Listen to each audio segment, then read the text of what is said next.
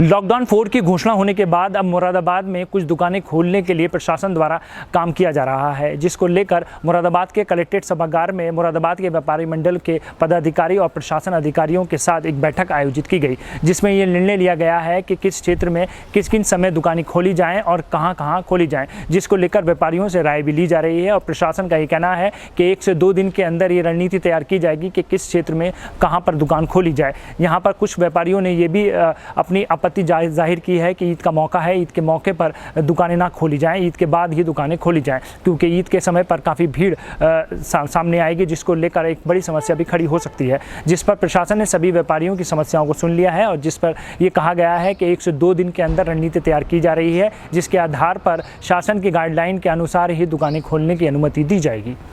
पूरे उत्तर प्रदेश में लॉकडाउन 31 मई तक बढ़ा दिया गया है, जिसके बाद एक नई गाइडलाइन भी जारी की गई है। उत्तर प्रदेश सरकार ने प्रदेश के कई जिलों में दुकान खोलने के लिए दिशा निर्देश दिए। मुरादाबाद जनपद में दुकानें खोलने के मामले को लेकर जिला प्रशासन ने व्यापार मंडल के पदाधिकारियों के साथ कलेक्ट्रेट सभागार में एक बैठक ली। बैठक में जिलाधिकारी राकेश कुमार सिंह, वरिष्ठ पुलिस अधीक्षक Amit Pathak, ADM city Rajendra Singh Sengar, SP city Amit Kumar Anand, ADM प्रशासन लक्ष्मी शंकर सिंह, SP देहात उदय शंकर सिंह के साथ व्यापारी मौजूद रहे। बैठक में सोशल डिस्टेंस का पालन करने के साथ सभी लोग एक दूसरे से दूरी बनाकर बैठे हुए थे। बैठक में सभी व्यापारियों ने दुकान खोलने के बातों को लेकर प्रशासन के सामने अपनी बात रखी। कुछ व्यापारियों का कहना था कि दुकानें खुलने का समय निर्धारित किया जाए। कपड़े की दुकानों से लेकर बर्तन और सर्राफा मार्केट की दुकानों को खोलने के लिए दिन निर्धारित किया जाए। जो नया है उसके वजह से आज मीटिंग थी और इसमें समस्त व्यापारियों को बुलाया गया था शहर के चुने। उसमें ये मंशा थी कि किस तरह बाज़ार खोला जाए, लेकिन आखिर में राय ये बनी कि कम से कम 7-8 दिन तो हम लोग कुछ नहीं खोलेंगे।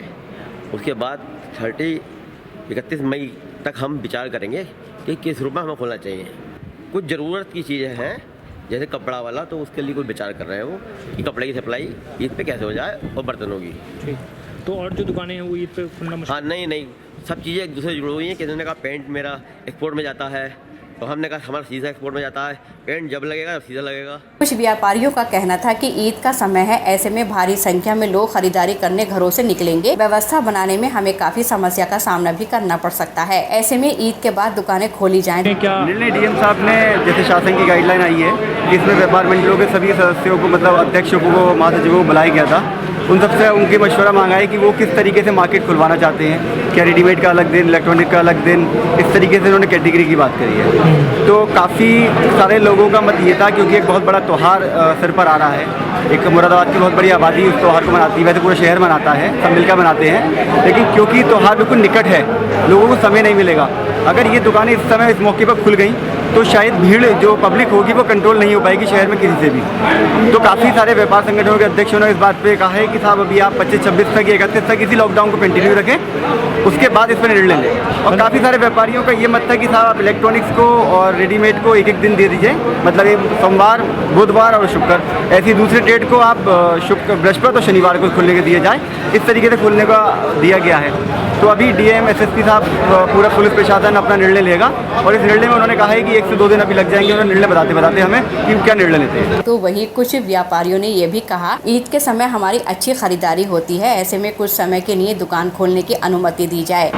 हम लोग जिलाधिकारी महोदय से बहुत टाइम से ये अनुमति मांग रहे हैं कि ईद का त्यौहार आने वाला है और इस सारा साल हम ईद पे इंतज़ार करते हैं कि कब हमारा सीज़न आएगा और हम अपना कपड़ा बेचेंगे।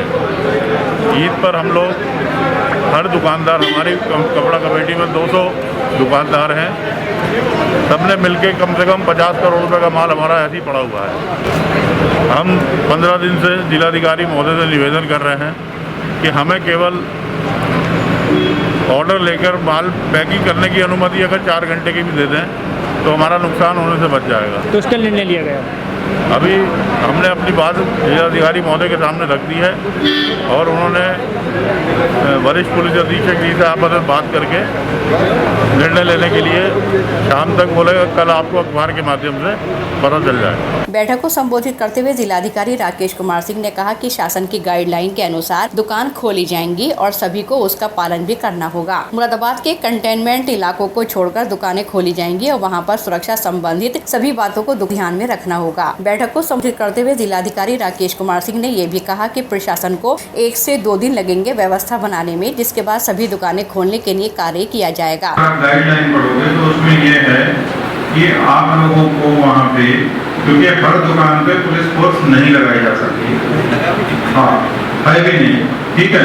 तो पता चला कि एक सामान्य जो होता है, एक सामान्य मूवमेंट जो है वो रहेगा पुलिस का। पुलिस किसी दुकान पे खड़े होकर के, क्योंकि हम लोगों को गरीबों के लिए जब हम वितरण करा रहे थे तो हमें दिक्कतें आई थी।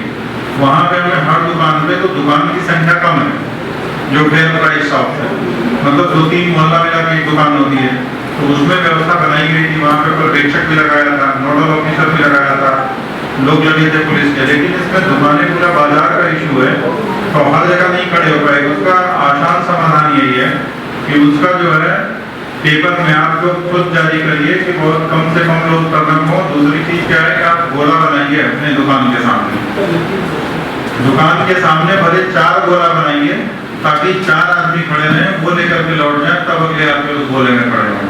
इतना तो लोगों को आगे कम से कम 6-7 महीने, 8 महीने, 10 महीने के लिए ये करना पड़ेगा।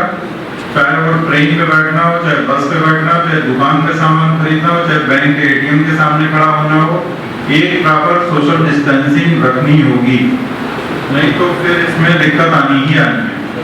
ये जो है, जैसे एक तो बरबलान है, गल शहीद है, नवाबपुरा है, मकबरा है, लाल बाग है, चाऊ की बस्ती है, हिमगिरी है, पीरखाना है, इस्लाम नगर है, और ये कंजी वाली लाकड़ी फाजलपुर में गांव में कंजी वाली, और जिला पंचायत कॉलोनी है यहाँ पे, और विलेज अलोरा है तो खैर बिलारी का गांव है, और एक विलेज बलिया, 13 हॉटस्पॉट क्षेत्र है। कंटेनमेंट जोन में केवल 3 प्रकार की गतिविधियां बने हैं। नंबर 1, वहाँ पे होम डिलीवरी केवल आवश्यक वस्तुओं की। आवश्यक वस्तु में क्या है? फल है, दूध है, सब्जी है, किराना सामग्री है और मेडिसिन। ये 5 चीजें हैं, केवल इनकी होम डिलीवरी अलाउ है। दूसरा, स्वास्थ्य विभाग की टीम जो है वो घर घर सर्वे कर सकती है इस बात को जानने के लिए कि किसी में कोरोना के लक्षण तो नहीं है, नंबर 1, और हर घर को ये बताएगी कि कोरोना से बचाव के लिए उन्हें क्या करना चाहिए। ये हो गया। तीसरा, पुलिस विभाग के लोग जो गश्त करने के लिए वहां पे जाएंगे। इसके अलावा कोई भी अन्य गतिविधि कंटेनमेंट जोन में अनुमन्य नहीं है। तो हाथ में लगाते है ना, और दुकान में सैनिटाइजर की व्यवस्था करनी होगी, जिससे कि आने वाले समस्त व्यक्तियों को संक्रमण से बचाया जा सके। मतलब कोई भी आएगा सबसे पहले सैनिटाइजर डालेंगे, आप ठीक ठाक मात्रा में डालेंगे। और इसमें जो है किसी भी खरीदार को यदि उसने मास्क नहीं पहना है तो उसे बिक्री नहीं की जाएगी। ये साफ तौर पे लिखा हुआ है। इसको हम 144 में अपना जो धारा 144 लगाएंगे उसको हम डालेंगे इसमें कि अगर इसका कोई उल्लंघन करेगा तो फिर वो 188 में बुक होगा। ये सब थोड़ा ध्यान रखिएगा। ये भी लिखा है कि समस्त बाजार को इस प्रकार से खोला जाएगा कि प्रत्येक दिन अलग अलग बाजार खुले।